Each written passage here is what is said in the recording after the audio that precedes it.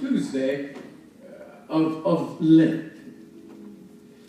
On our way to the great event that defines us as Christians, the resurrection. Traditionally, the subject matter and sermon themes should steer us the way of the cross. Now, know that we are never far, Howard, from the cross. For it was at the cross, where I first saw the light. And the burdens of my heart rolled away. Y'all ain't gonna talk to me. It was there by faith. I received my sight. I need some church folk. And now, yeah. I'm happy. Yes, sir. All the day. For it was at the cross. And it's because of the cross we can be effective in this present life. Are there any witnesses in here? Yes. So please keep your mind at the cross. As I'm going to deal today with a highly flammable word in the church word. Right now. Did you hear me? It's a flammable word. Folk catch on fire when you mention this word. And the word is flawed. Flawed. Flawed means damaged or imperfect in some way. Flawed is having a weakness in character. Flawed is marked a fault or imperfections. Flawed. Flawed is a mistake or a shortcoming. Flawed. This word, watch me now, is bothersome in the congregation of the saints. Bothersome emotionally because folk get upset. They get indignant. Some get stiff-necked. When you talk about flawed, when you mention flawed, they say, what? Like y'all looking at me now. Not me. I'm not damaged. I don't have weaknesses in my character. I'm all right. But let me just tell you that flawed is prevalent in the church world. And before you get indignant and move emotionally out of the sanctuary, know that there were plenty of flawed folk in the Bible. Paul had a thorn in the flesh. Didn't ever leave him. Something that plagued his life. Jacob had a limp. Even though his name was changed and his character was changed, but he was left with a limp. Yes. Some of us today are left with a limp. Come on now. You've been through the valley and came out by way of the mountain. But on the mountaintop you found you were limping. Something tripped you up and it left you. Something hurt you and it left you with a limp.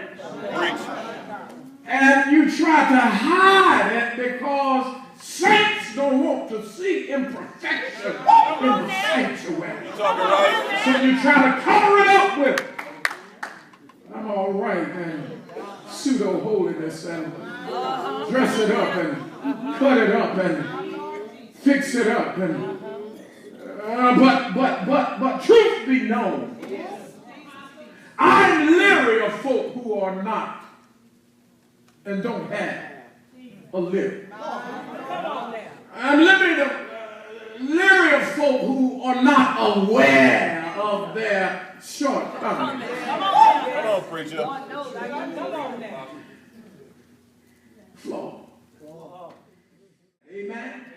You know now that it is not your works that saved you. It is not your good looks that saved you. It is not that pleasing personality that you have that saved you, but the grace of Jesus. Amen. That's right. That's it. And in that name, huh? So the question now is, what are you doing? So the resounding response is, we are growing into maturity Right now. and perfection. Amen. Lord have mercy. I'm going on to perfection. Therefore, if you are going and growing, then you are moving. Amen? You are being perfect Right now. with your flawed self. You are putting off and putting on, because there are some things that God needs to take and some things you need to give him, and there are some things you need to add to your life.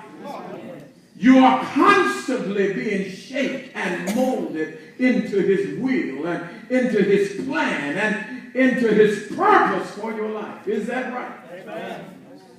That means we are growing and we are ever learning, and he is giving revelations constantly.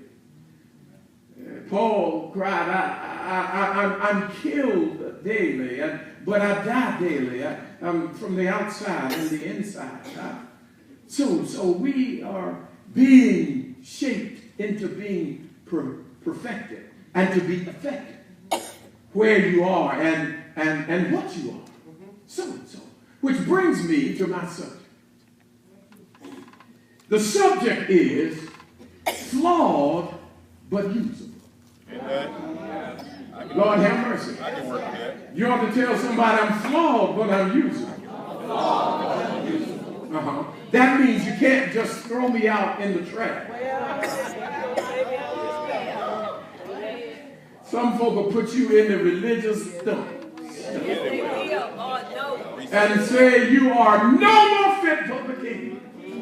But I just came to make a declaration for you and I that we're flawed but usable. Or you ought to say it out of your mouth. Flawed but usable. Now, the debate of whether Jesus Christ is the Messiah is over. Right now. You are convinced of that. Amen. Yes. How many of you know that Jesus is the Christ? He is the Redeemer. He is the one. So let's go on from there. And Paul was saying, and the foundation is laid that Jesus is the Redeemer. We can come to him by faith and not by works. We know that. Amen? You know now that it is not your works that saved you. It is not your good looks that saved you. It is not that pleasing personality that you have that saved you, but the grace of Jesus. Amen. That's right. That's it. And in that name, huh? So the question now is, what are you doing? So the resounding response is, we are growing into maturity Right now. and perfection. Amen. Lord have mercy. I'm going on to perfection. Therefore, if you are going and growing, then you are moving. Amen?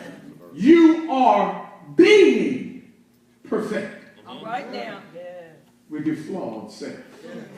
You are putting off and putting on, because there are some things that God needs to take and some things you need to give him, and there are some things you need to add to your life.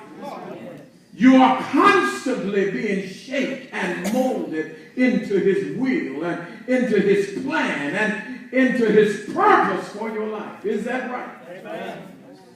That means we are growing and we are ever learning, and he is giving revelations constantly. Paul cried, I'm killed daily, but I die daily.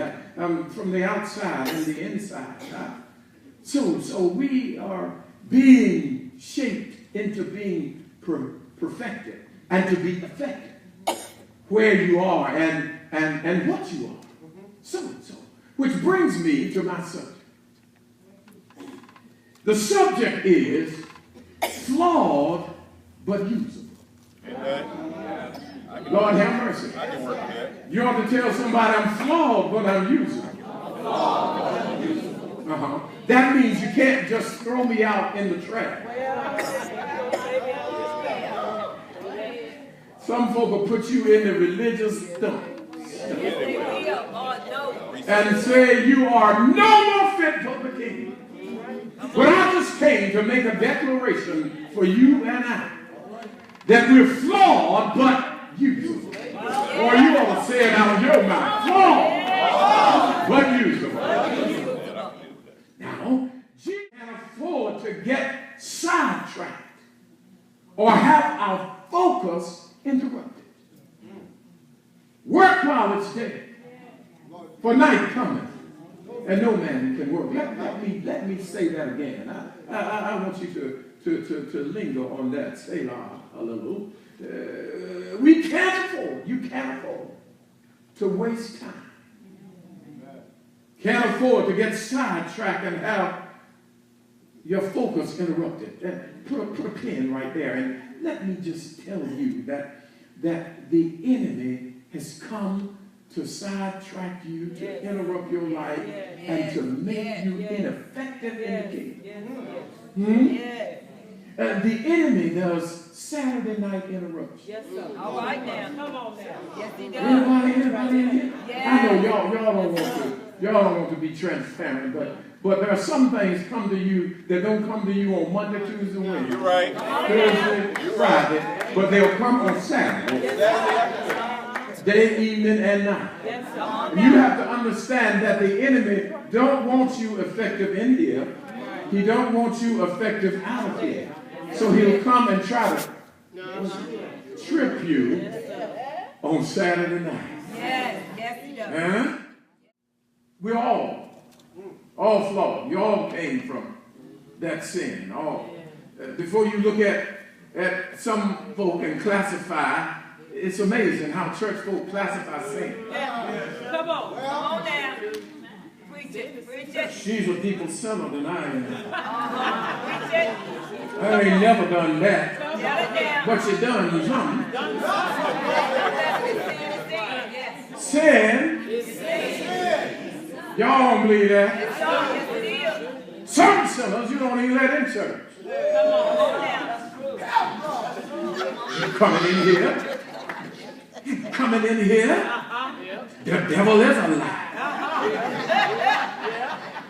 You know that's right. Come on now. That's a flaw right there. Because God so loved the world that he gave his only begotten Son, that whosoever believes in him should not perish, but he died for all. So. When he died on the cross, Jesus bore the penalty of sin for all who will trust in him. Amen? Thus, if I trust him, God can justly forgive my sin. And what the grace of God provides is simply a way of solving man's sinful position, bringing us into the righteousness of God.